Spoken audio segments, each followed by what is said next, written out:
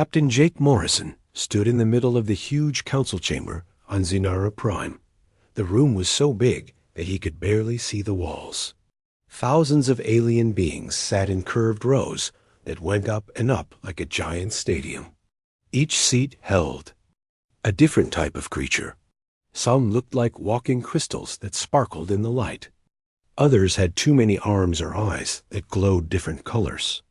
A few floated in the air without touching anything. Jake wore his best uniform.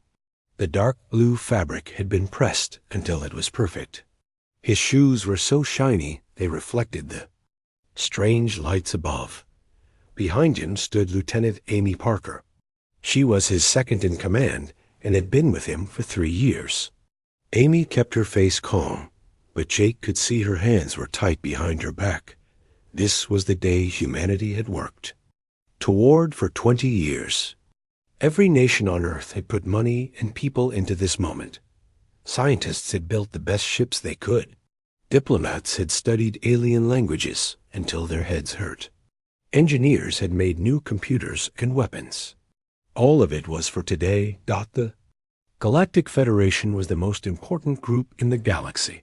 It had 47 different alien races. They controlled trade between star systems. They had the best technology. They decided which planets could be visited and which ones were off limits. They had been around for thousands of years before humans even learned to make fire. Jake looked up at the center of the chamber. There sat Council Speaker Vexthara. She was 12 feet tall and made of some kind of living crystal. Her body changed colors when she moved. Purple and blue lights ran through her like lightning. When she spoke, her voice sounded like music and breaking glass at the same time. The application of the species known as humans has been reviewed, Vexthara said. Her words echoed around the chamber. We have studied their history, their technology, and their culture for many cycles. Jake felt his heart beat faster. This was it. Humanity was about to learn if they would be accepted into the galaxy's most important club. Amy moved a small step closer to him.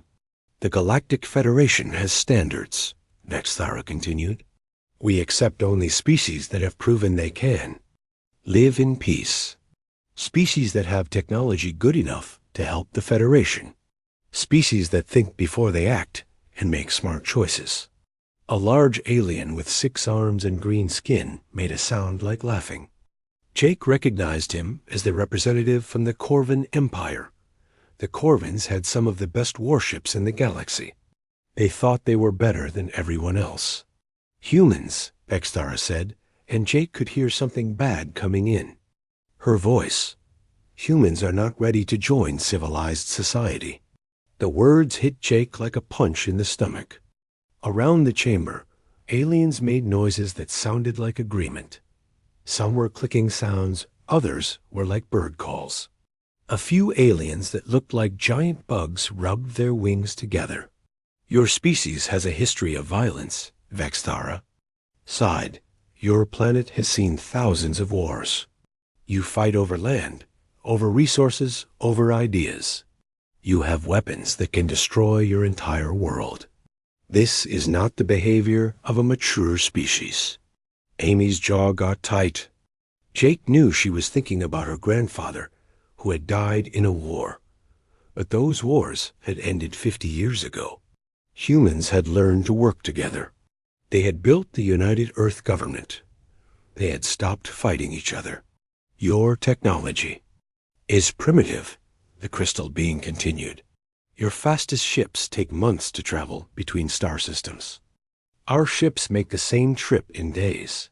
Your weapons are basic chemical explosives. Your computers are slow and simple. A floating alien that looked like a jellyfish made a sound that was clearly laughing. They still use solid metal for their ship hulls, it said in a voice like wind through trees. How quaint. More laughter came from different parts of the chamber. Jake felt his face get hot. He wanted to tell them that human ships might be slower, but they were tough. Human weapons might be simple, but they worked. Human computers might be basic, but humans knew how to fix them. Most importantly, Vexthara said, raising one crystal arm, humans are too unpredictable. You make choices based on feelings instead of logic. You take risks that any smart species would avoid. You refuse to follow rules when you think they are wrong. The Corvin representative stood up. His 6 arms moved as he talked. The humans remind me of children playing with toys they do not understand. Perhaps in 1,000 years, when they have grown up, they can try again. This brought more laughter. Jake saw Amy's hands make fists. He put a small touch on her arm to keep her calm. The Federation has decided, Vexthara announced. The human application for membership is rejected. You may reapply when your species has matured and your technology has improved to acceptable levels. The chamber erupted in noise. Aliens made sounds of approval. Some clapped with multiple hands. Others buzzed or chirped. Jake stood still in the middle of it all. 20 years of work, billions of dollars. The hopes of 8 billion humans. All of it crushed in a few minutes. A small alien that looked like a walking flower approached Jake. Do not feel bad, human, it said in a tiny voice. Many species are rejected on their first try. The Vorthik applied 6 times before we accepted them. Of course, that was over 3,000 years ago. Jake nodded politely, but did not trust himself to speak. Amy stepped forward. Thank you for considering our application, she said in a steady voice. We respect the Council's decision. As they walked out of the chamber, Jake could hear the aliens still talking about them. Most of it was not kind. He heard words like primitive and violent and amusing. One alien said humans, reminded him of his pet that tried to do tricks but was not smart enough. The walk to their ship felt like it took forever. The hallways of the council building were made of smooth, white stone that seemed to glow from inside. Pictures on the walls showed great moments in Federation history. None of them had humans in them.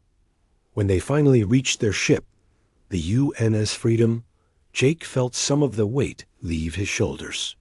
The ship was not big or fancy like the alien vessels around it. It was made of steel and hard work. Every bolt had been placed by human hands. Every wire had been connected by human engineers. Amy closed the door behind them and let out a long breath. Well, she said, that could have gone better. Jake sat down in his captain's chair and looked out at the alien city below them. Sinara Prime was beautiful. The buildings looked like they were made of light itself. Flying vehicles moved between them without making any sound. It was everything Earth could become someday. They think we're children, Jake said quietly. Maybe. We are, Amy replied, compared to them anyway. But children grow up. Jake started the ship's engines. They made a loud rumbling sound that seemed rough compared to the quiet alien ships. But it was a good sound. It was a human sound. Set course for Earth, he told the computer dot as the Freedom lifted off from Sinara Prime. Jake watched the council. Building gets smaller below them.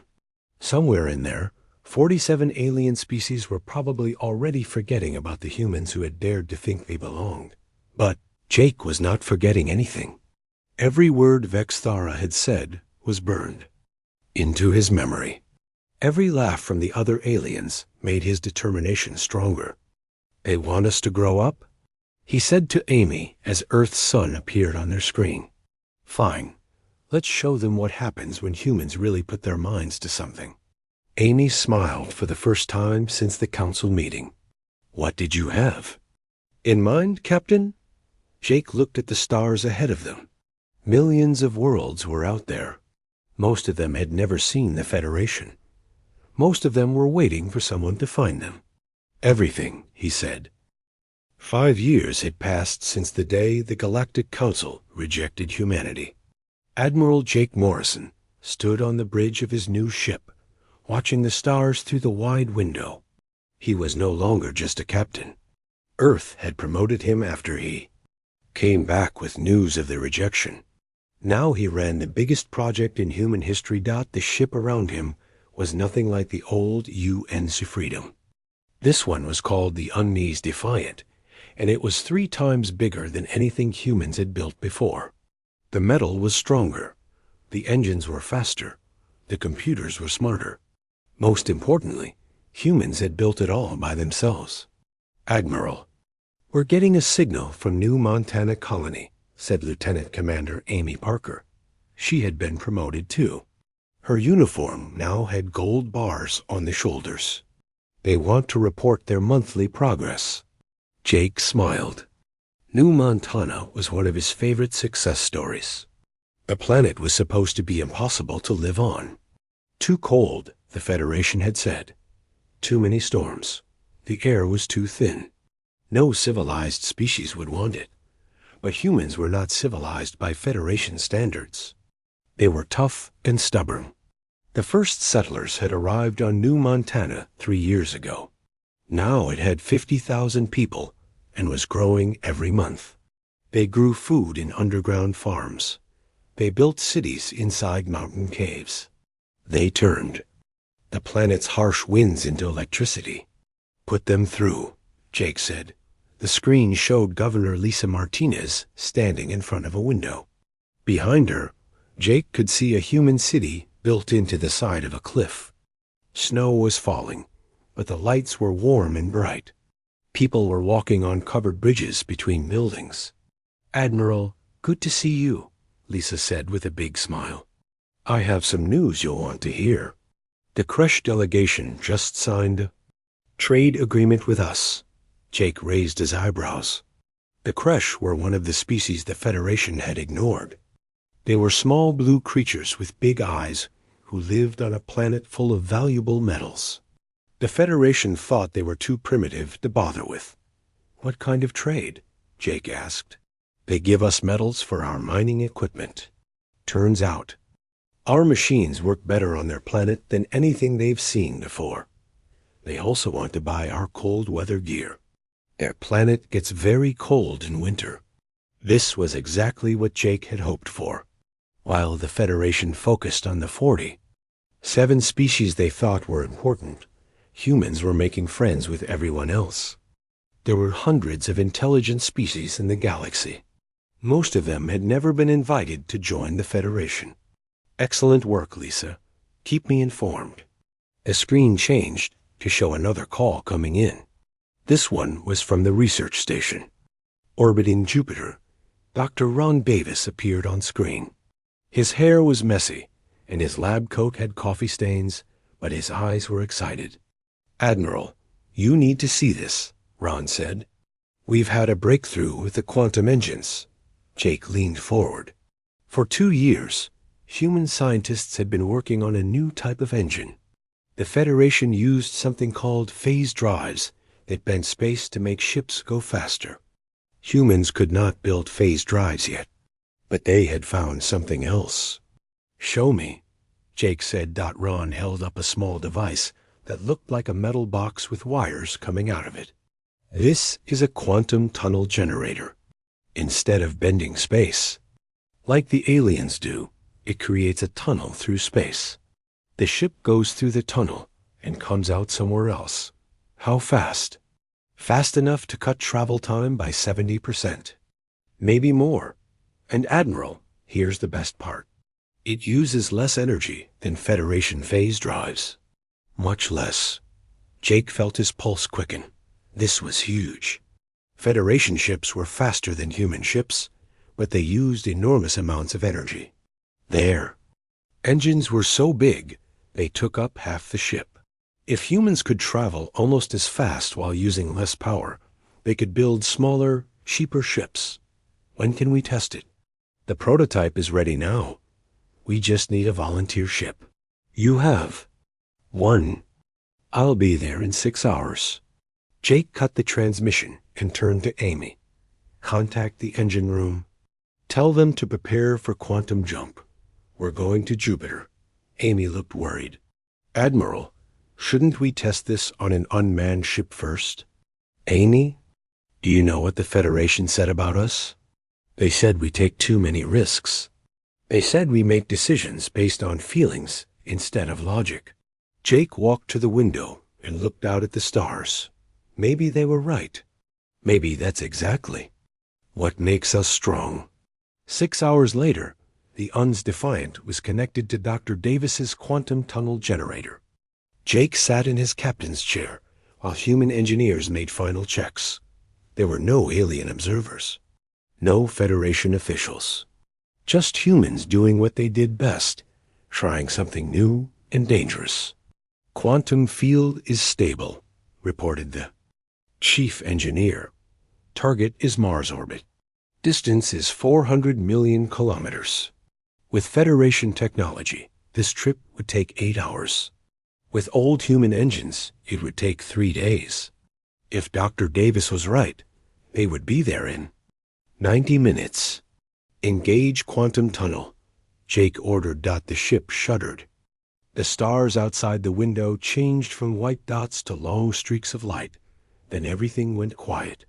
The engine noise stopped. The ship felt like it was floating in nothing. Status report, Jake called out. All systems normal, Amy said, checking her instruments. But Admiral, look at this. Jake looked at the navigation screen. According to the computers, they had traveled the entire distance to Mars in just 40 minutes. Not 90 minutes, 40. Dr. Davis, Jake said into his communicator. Did you make a mistake in your calculations? Ron's voice came back, sounding amazed. No mistake, Admiral. A quantum field was more stable than I expected. We can go even faster. Over the next month, human ships began using quantum tunnel engines. The first commercial route connected Earth to the Alpha Centauri colonies. The trip that used to take 6 months now took 3 weeks. Trade between human worlds increased by 500%. But more importantly, humans could now reach places the Federation had never been. Commander Alex Turner led exploration missions to the Outer Rim, the dangerous edge of the galaxy where space was full of radiation and strange energy fields. Federation ships avoided the Outer Rim because their phase drives did not work well there. Human quantum tunnels worked fine. Alex's ship, the UN's Explorer, mapped over 200 new star systems in the Outer Rim. 50 of them had planets suitable for life. 20 had intelligent species living on them. Most of these aliens had never seen visitors from other worlds. They're not like Federation species, Alex reported to Jake during one of their weekly calls. These aliens are more like us. They're tough. They survive in places that would kill softer species. They're interested in trade and friendship, not politics and rules. Jake was reviewing Alex's reports when another call came in. This one was from Chief Engineer Maya Lopez on the shipyards near Earth's moon. Maya was in charge of building humanity's new fleet. Admiral, I wanted to give you the construction update, Maya said. Her background showed the massive space docks, where human workers in spacesuits were building ships. We now have 40 ships using quantum tunnel engines. 20 more will be ready next month. What about the heavy cruisers? The first one launches next week.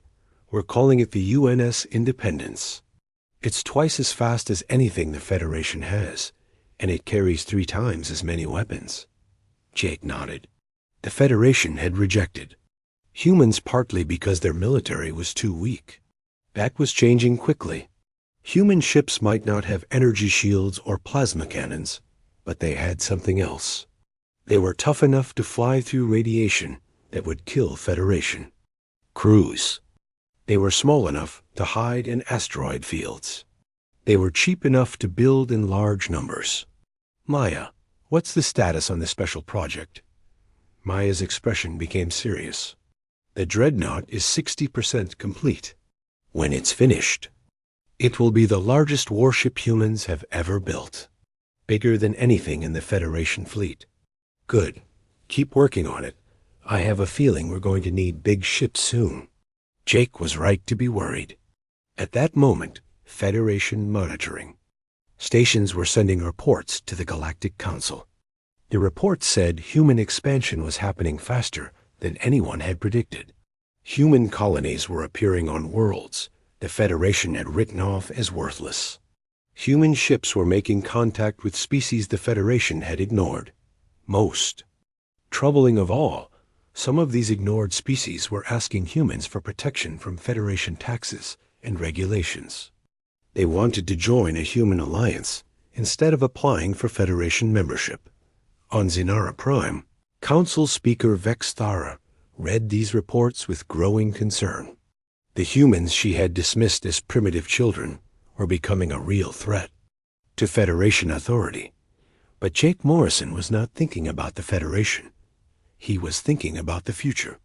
Standing on the bridge of the Unaze Defiant, watching human ships come and go from the busy spaceport outside Earth, he felt proud of what his species had accomplished.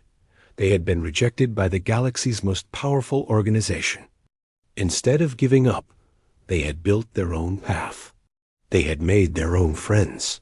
They had created their own technology.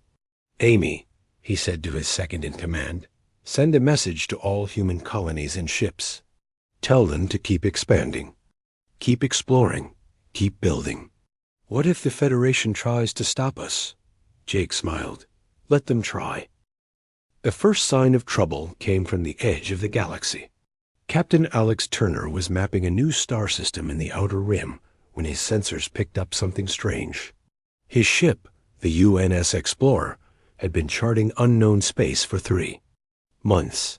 Alex and his crew were used to finding unusual things. Strange energy clouds, dead planets with mysterious ruins, asteroid fields that moved in impossible patterns. But this was different. "Captain, you need to see this," said his science officer, Lieutenant Jenny Walsh. Her voice was tight with worry. "I'm picking up massive energy readings from the void." Alex looked at his screen. The void was the empty space beyond the galaxy's edge. No stars lived there. No planets existed in that cold darkness. Even the bravest explorers avoided it. There was nothing out there except endless night. "What kind of energy?" Alex asked. "I don't know. It's unlike anything in our databases. The readings are huge, Captain. Whatever is making this energy is bigger than a space station. Maybe bigger than a planet." Alex frowned. "Are you sure the sensors are working right?" "I've checked them 3 times. Captain, there's something else. The energy is moving. It's coming toward the galaxy." Alex felt ice in his stomach. How fast? "At current speed, it will reach the outer Federation worlds in 6 months." Alex immediately sent a message to Admiral Morrison on Earth. But before the message could reach human space, the thing from the void attacked its first target, the Corvin mining station on Zarian. 7 was the closest Federation outpost to the void. 3,000 Corvin workers operated the massive machines that dug valuable metals from the planets. Core, the station's commander, General Thax, was proud of his defenses. 6 warships protected the mining operation. Energy shields surrounded the main buildings. Automated weapons covered every approach. None of it mattered. The attack came without warning. General Thax was reviewing production reports when his communications officer screamed. On the main screen, something impossible was approaching the planet. It looked like a living ship, but it was the size of a small moon. Its surface writhed and moved like muscle under skin. Thousands of smaller creatures swarmed around it like angry insects. "All ships, attack formation," General Thax ordered. "Raise shields. Prepare all weapons." The Corvin warships opened fire with their best plasma cannons. The bright energy beams hit the massive creature and simply disappeared. The thing did not slow down. It did not change course. It acted like the weapons had not even touched it. Then the smaller creatures reached the Corvin ships. They landed on the hulls and began to eat. General Thax watched in horror as his warships were consumed. In minutes, the metal hulls dissolved like sugar in water. The crews inside screamed until their ships were gone. "Send a distress signal to Federation Command," Thax shouted. "Tell them we need help." But there was no time. The giant creature reached Zarian 7 and began feeding. It did not land on the planet. It swallowed it. The entire world disappeared into the thing's massive mouth. The mining station, the 3,000 workers, the defensive systems, all gone in less than an hour. The distress signal reached Federation headquarters on Sinara Prime 12 hours later. Council Speaker Vextara called an emergency meeting. Representatives from all 47 member species gathered in the Great Chamber. "What exactly are we dealing with?" asked the Zephyrian ambassador. The floating jellyfish creature's voice. Shook with fear, Admiral Crix of the Federation Navy stood to report. His blue skin was pale with shock. "Our scientists believe these creatures come from outside our galaxy. They appear to be some kind of living ships that consume matter and convert it into more of themselves. We are calling them the Devourer Swarm." "How many ships do they have?" asked the Corvin representative. His 6 arms moved nervously as he spoke. "We don't know. Our long-range sensors show at least 50 large creatures approaching Federation space. Each one is accompanied by thousands of smaller attackers." Vexthara's crystal body flashed with angry red light. "What are our military options?" "Limited," Admiral Crix admitted. "Our weapons appear to have no effect on them. They seem immune to energy attacks. Physical projectiles are absorbed into their bodies. We have never faced an enemy like this." The chamber erupted in panicked voices. Some representatives demanded immediate evacuation of their worlds. Others called for desperate research into new weapons. A few suggested trying to communicate with the creatures. Silence. Vexthara commanded, "We must remain calm and logical. This is exactly the kind of crisis the Federation was created to handle." But over the next 3 months, it became clear that the Federation was not handling the crisis at all. The Devourer Swarm consumed 12 more worlds. Every Federation fleet sent to stop them was destroyed. The creatures seemed to learn from each battle, adapting their tactics to counter whatever the Federation tried. Meanwhile, reports of the invasion reached human space. Admiral Morrison was in his office on the UNZ, defiant when Dr. Lisa Chun called with urgent news. Lisa now led humanity's top research center on the moonbase. "Admiral, I've been studying the Federation reports about these devourer creatures," Lisa said. Her face on the screen looked tired but excited. "I think I know why Federation weapons don't work against them. Tell me." "The energy signatures suggest these creatures exist partially in another dimension. They're not fully in our universe. Federation weapons are designed for targets that exist completely in normal space. That's why the energy beams pass right through them." Jake leaned forward. "What does that mean for us?" "It means our quantum tunnel technology might be the key to fighting them. Our engines work by opening passages between dimensions. If we can modify the tunneling effect, we might be able to force these creatures back into their home dimension." "How long would that take?" "Give me 3 weeks, and I'll have a prototype weapon ready for testing." Jake nodded. "Do it. Use whatever resources you need. But 3 weeks might be too long." The Devourer Swarm was moving faster than anyone expected. They consumed the wealthy Vorthic homeworld in a single day. The ancient crystalline empires. Capital fell next. Billions of beings died as entire civilizations vanished into the creature's endless hunger. Panic spread through Federation space. Refugee ships fled toward the galactic core, carrying millions of survivors. Trade networks collapsed. Governments fell as leaders abandoned their posts. Then came the message Admiral Morrison had been expecting but dreading. Council Speaker Vexthara appeared on his communication screen. The proud crystal being who had rejected humanity 5 years ago now looked desperate. Her usual bright colors were dim and flickering. "Admiral Morrison," she said, and Jake could hear how hard it was for her to speak these words. "The Galactic Federation formally requests the assistance of humanity in dealing with the devourer threat." Jake sat back in his chair. Around him, the bridge crew of the Undefiant watched in silence. Lieutenant Commander Amy Parker stood at his shoulder, her face carefully blank. "What exactly are you asking for?"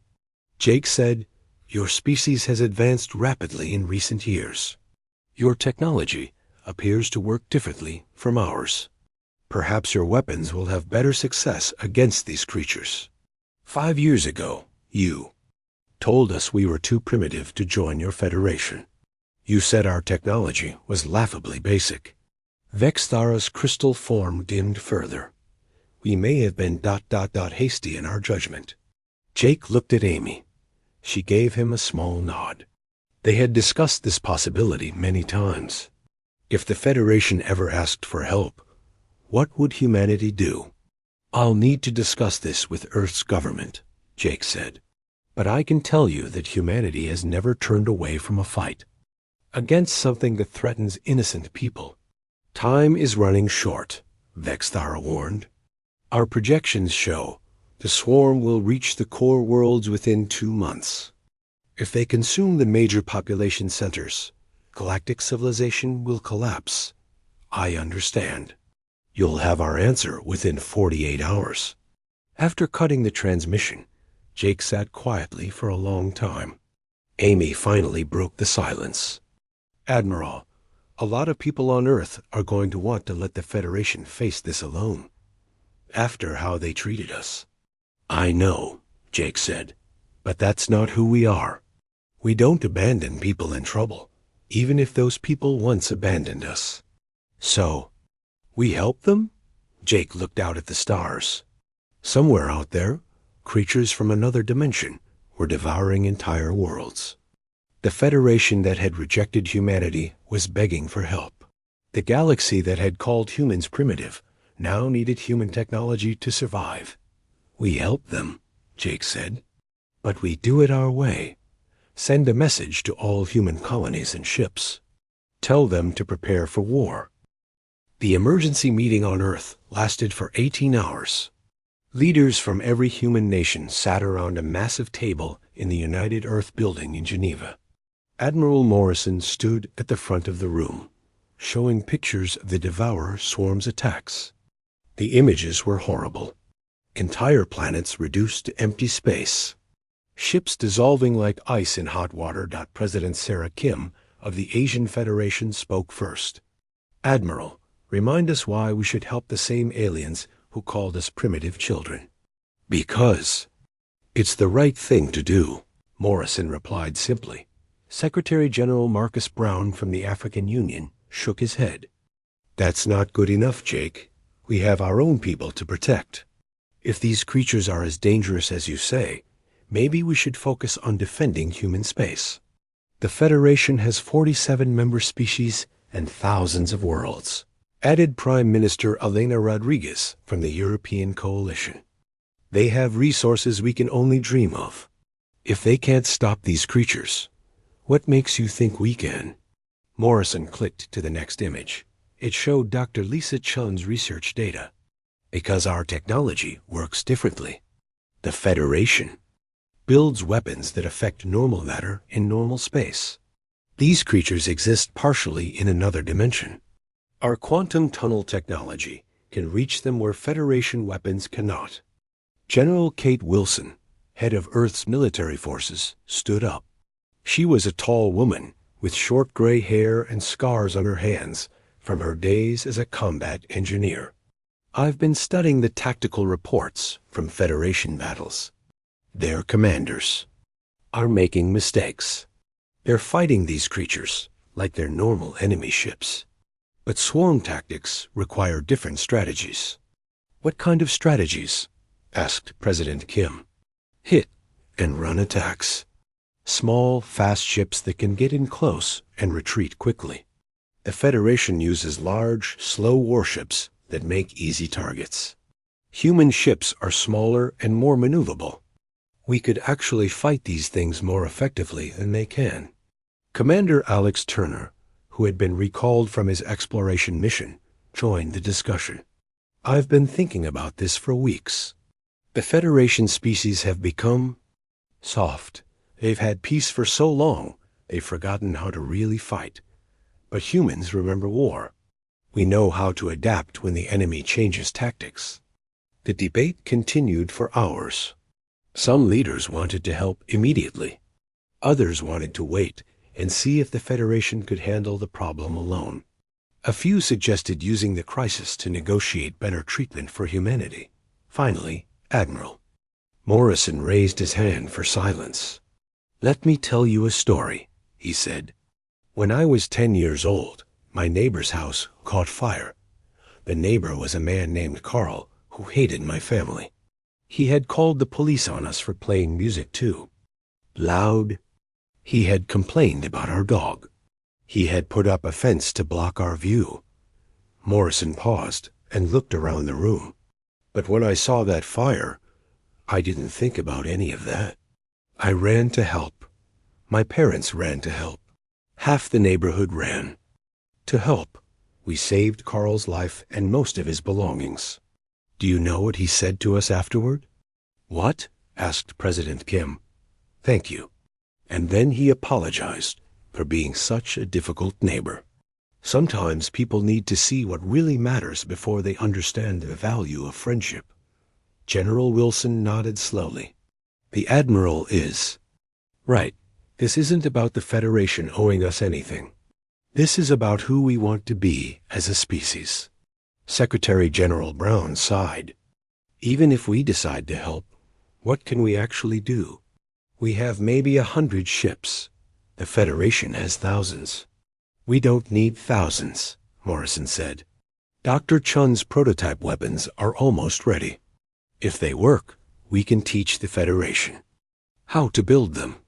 And our tactics might be more effective than Federation strategies." The vote was close. 26 nations voted to help the Federation. 24 voted to focus on defending human space only. President Kim, as the current rotating chair of the United Earth Council, cast the deciding vote.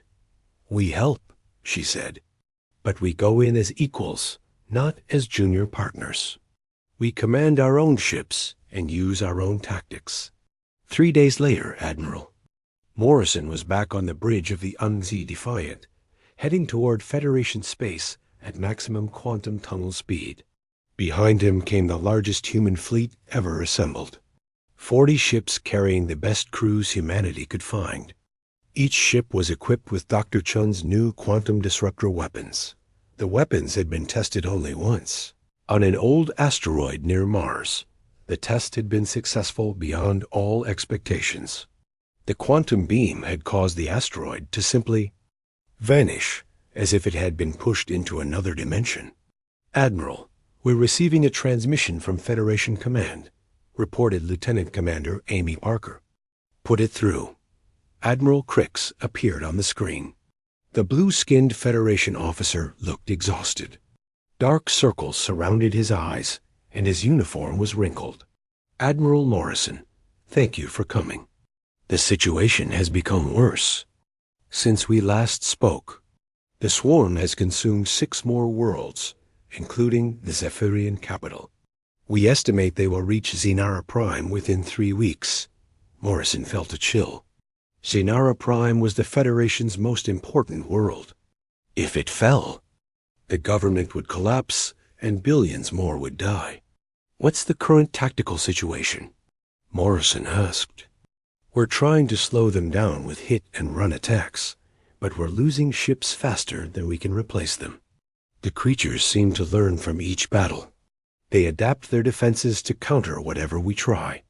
Admiral Crix, I need you to pull back all Federation forces to defensive positions around the core worlds. My ships will handle the forward attacks." Crix looked confused. "Admiral, no offense, but you only have 40 ships. The swarm has hundreds of large creatures. Trust. Morrison said. Human tactics are different from Federation tactics. The first test came at the Rigel system, where a group of 12 devourer creatures was consuming the outer planets.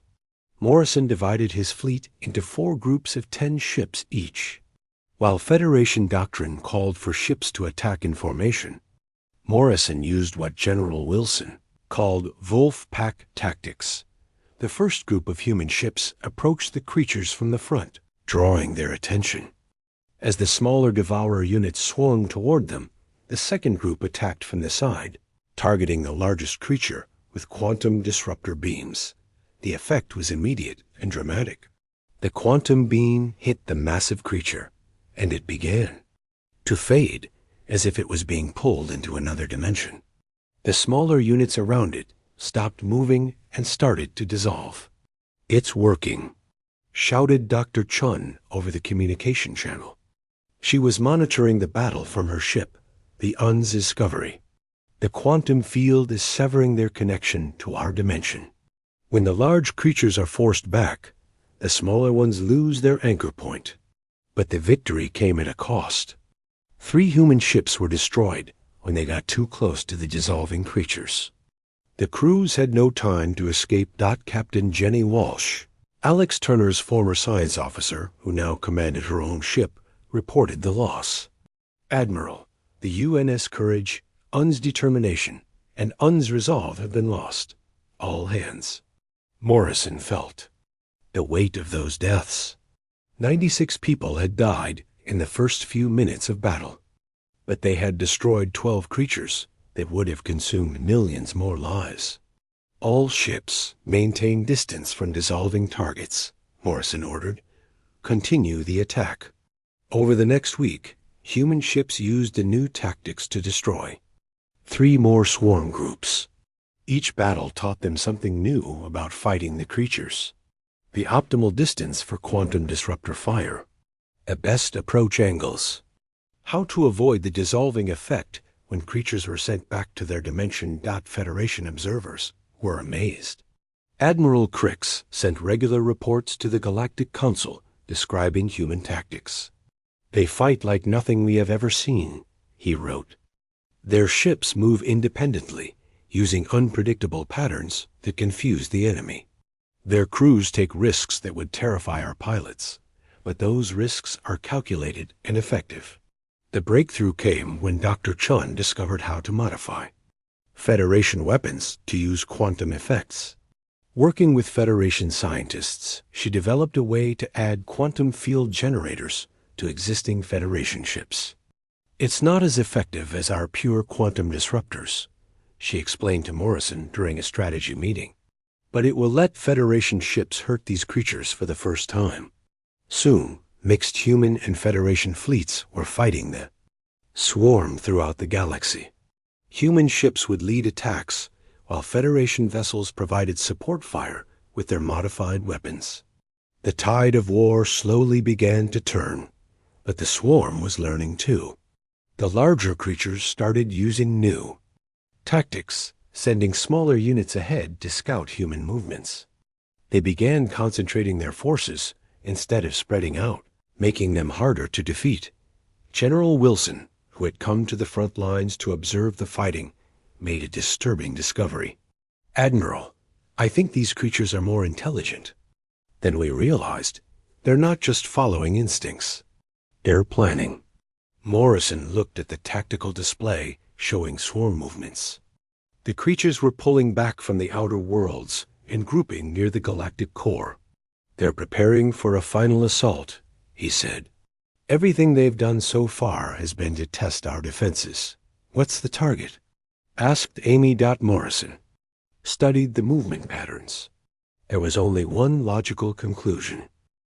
The final battle began at dawn on Sinara Prime.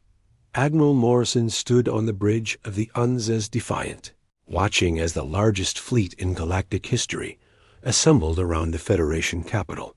300 human ships formed the center of the battle line. Behind them, over 1,000 Federation vessels from 40 different species waited for orders. but approaching from the dark edge of space came something that made even the bravest crews afraid. The entire devourer swarm had gathered into one massive force. Hundreds of the giant creatures moved together like a living wall of death. Around them swarmed millions of smaller attackers, so many they blocked out the stars. "Admiral, I'm reading. Energy levels beyond anything we've seen before," reported Dr. Lisa Chun from her position on the UNS Discovery. "The large creatures are linking together somehow. They're sharing power." Morrison gripped his command chair. "How much power are we talking about?" "Enough to consume an entire planet in minutes instead of hours." "Admiral, if they reach Sinara Prime, the 10 billion people on the surface won't have time to evacuate." Through his communication system, Morrison could hear the fear in Federation voices. Ship captains were asking for permission to retreat. Some crews were already breaking formation and heading for deep space. "All Federation ships, this is Admiral Morrison," he said into his communicator. "I know you're scared. I'm scared too. But today, we decide what kind of galaxy we want to live in. Do we run and let these creatures consume everything we've built? Or do we stand and fight for our homes, our families, our future?" Admiral Crix's voice came back strong and clear. "All Federation vessels, maintain formation. We follow the human admiral's lead." The first wave of devourer creatures reached the outer defense line. These were the smallest ones, each about the size of a Federation cruiser. But there were thousands of them, and they moved with terrifying speed. "All human ships, execute Wolfpack Formation 7, Morrison ordered. Federation vessels provide support fire with quantum-modified weapons. The human fleet scattered into small groups, each group targeting different parts of the swarm. Captain Jenny Walsh led her squadron in a daring attack right through the center of the enemy formation. Her ships fired quantum disruptors at point-blank range, sending dozens of creatures back to their home dimension. But for every creature destroyed, 2 more took its place. The swarm kept coming. "Admiral, the large creatures are getting closer," reported Lieutenant Commander Amy Parker. "Estimated time to Sinara Prime is 40 minutes. Morrison made a decision that would haunt him for the rest of his life. "All ships, concentrate fire on the largest creatures. Ignore the small ones. If we can disrupt their power sharing, the whole swarm might collapse." It was a desperate gamble. By focusing on the big targets, human and Federation ships left themselves open to attack from the smaller creatures. Within minutes, ships began to die. The UN's courage was overwhelmed by a swarm of small attackers. Morrison watched helplessly as the ship's hull dissolved and 200 crew members died. The Federation cruiser Honor of Sinara lasted only seconds. Longer before it too was consumed. "Keep firing," Morrison shouted. "Don't let them reach the planet." Dr. Chun's voice cut through the battle noise. "Admiral, I'm detecting something strange. When we destroy one of the large creatures, it weakens all the others. They really are connected somehow. How many do we need to destroy?" "I don't know. But I think if we can take out enough of them, the connection will break and the whole swarm will collapse." The battle raged for 2 hours. Human ships darted between the massive creatures like insects attacking giants. Federation vessels poured fire into the swarm with their modified weapons. Slowly, painfully, the Alliance fleet began to make progress, but the cost was terrible. Half the human fleet was gone. Hundreds of Federation ships had been destroyed. Millions of brave people had died. Then Captain Alex Turner made a discovery that changed everything. "Admiral, I've found something," Alex said from his ship, the UNS Explorer. "There's one creature that's bigger than all the others. It's hiding in the back of the swarm. I think it's controlling the connection between all the other creatures." Morrison looked at his tactical display. Deep in the heart of the swarm, protected by hundreds of smaller creatures, was something massive. It was 10 times bigger than the other large creatures. Energy readings from it were off the charts. That's the Queen, Morrison realized. If we can destroy that thing, the whole swarm dies. Admiral, it's impossible to reach, said General Kate Wilson from her ship. There are too many defenders around it. Morrison studied the tactical situation. Any ship that tried to reach the Queen creature would be destroyed long before it got close. Unless...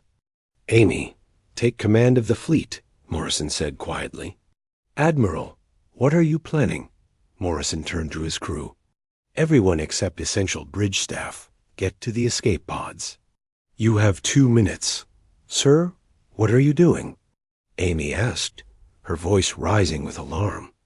Someone has to get close enough to that Queen creature to use the quantum disruptors.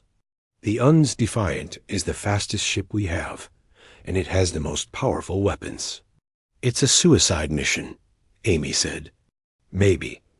But if we don't try, everyone on Sinara Prime dies, and the swarm spreads to consume the entire galaxy. Amy looked at him for a long moment. Then she nodded. I'm staying with you. Amy, you don't have to. With respect, Admiral, shut up. We've been through too much together for me to abandon you now. One by one, the other bridge officers made the same choice. Dr. Chun refused to leave her science station. The helmsman, Lieutenant Tom Brooks, said someone had to fly the ship. Chief Engineer Carlos Martinez said the engines might need manual control. In the end, only 20 people evacuated. 40 chose to stay. The UN's Defiant turned toward the heart of the swarm. Morrison pushed the quantum tunnel engines beyond their safe limits. The ship shook and groaned as it accelerated to impossible speeds. All remaining ships, cover our approach, Morrison ordered. Draw as many defenders away from the Queen as possible. Human and Federation vessels threw themselves at the swarm with desperate courage. Captain Walsh led her remaining ships in a frontal assault that pulled hundreds of creatures away from the Queen. Admiral Crix ordered his dreadnoughts to ram the largest defenders, sacrificing his ships to clear a path. The UNS Defiant raced through the gap, taking massive damage from the creatures it passed. Hull plates melted away. Entire sections of the ship lost power, but Morrison kept pushing forward. Quantum disruptors charged and ready, reported Dr. Chun. Distance to target, 5,000 kilometers. Fire everything, Morrison ordered. Every quantum disruptor on the ship fired at once. The beam struck the Queen creature, and it began to scream. The sound came through space itself, a wail of rage and pain that was felt rather than heard. The Queen creature began to fade, pulled back toward its home dimension. As it disappeared, every other creature in the swarm stopped moving. One by one, they began to dissolve, their connection to this universe severed. It's working, Amy shouted. The swarm is collapsing. But the Queen creature was not going quietly. As it faded from this dimension, it sent out one final surge of energy. The blast hit the UN's Defiant and threw the ship tumbling through space. Hull breach in sections 12 through 15, reported Carlos. Engines are offline. Life support failing. Morrison looked around at his crew. They had done it. They had saved the galaxy, but they were not going to live to see the victory. It's been an honor serving with all of you, he said. Amy smiled, even as emergency lights flashed around them. Same here, Admiral. But then rescue ships arrived. Federation vessels and human ships working together to save the crew of the UNS Defiant. They pulled the survivors from the wreckage, just as the ship's hull finally gave way. 3 months later, Admiral Morrison stood once again in the great council chamber on Sinara Prime, but this time he was not alone. Behind him stood representatives from a dozen human colonies. This time, he was not asking for membership. This time, the Federation was offering Council, Speaker Vexthara's crystal form glowed with warm colors as she spoke. The Galactic Federation formally invites humanity to join as a full member species, with all the rights and privileges that membership provides. Morrison smiled politely. Thank you for the generous offer, but humanity must respectfully decline. The chamber erupted in surprised voices. Vexthara's colors shifted to confusion. I do not understand. Why would you refuse membership after everything that has happened? Because we've learned something important, Morrison said. We don't need your permission to be part of the galaxy. We've built our own alliances. We've made our own friends. We've proven our worth not through your tests, but through our actions. Then what do you propose? A partnership. Not membership, but alliance. Humanity will remain independent, but will work together when the galaxy faces threats that require cooperation. We'll share technology and knowledge. We'll help each other when needed. Vexthara considered this for a long moment. A new kind of relationship. One based on mutual respect rather than hierarchy. Exactly. The vote was unanimous. The Guardian Protocol was established, making humanity the Federation's first independent ally. Other species began to follow the human example, seeking partnership rather than submission.